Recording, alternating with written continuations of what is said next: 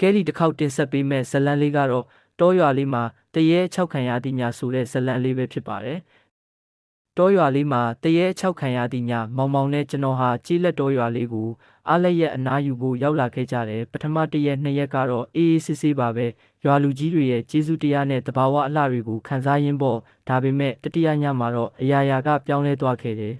။ညနေခင်းမှာရွာထဲကကာလာတာကောင်ဥပအောင်နဲ့အတူဟိုဖက်ရွာကအိမ်ပြန်လာခဲ့ကြတယ်။လမ်းကတောကြီးမောင်ကြီးတဲ့ဖြတ်တန်းရတဲ့ကျင်းမြောင်းတဲ့လူသွားလမ်းကလေးပါမိုးအုပ်နေတော့ညပိုင်းမတိုင်ခင်ကတည်းကအလင်းရောင်ကမိတ်နေပြီ။မောင်မောင်ကသူ့ရဲ့ဖုန်းမီအားနေနေလို့ကျွန်တော်တို့လက်တွဲပြီးတတိထားလျှောက်နေကြတယ်။အရင်တလတုန်းကဒီလမ်းမှာလူတက်မှုဖြစ်ဖူးတယ်ဆိုတဲ့အကြောင်းဥပအောင်ကပြောပြလာတယ်။အဲ့ဒီတုန်းကလူငယ်တယောက်ညအချိန်မှာဒီလမ်းကနေပြန်လာရင်လောက်ကြံခံခဲ့ရတယ်။အခုထိလဲသူကမချွတ်ပဲဒီမှာလှည့်နေတယ်လို့သူကလေတံတိုးတိုးနဲ့ပြောလိုက်တဲ့အခါကျွန်တော်တို့2ယောက်လက်ဖွားတွေကချွေးဆူလာခဲ့တယ်။အဲ့ဒီအခိုက်မှာပဲအီအတန်တစ်ခုလေထဲကနေပေါ်လာတယ်။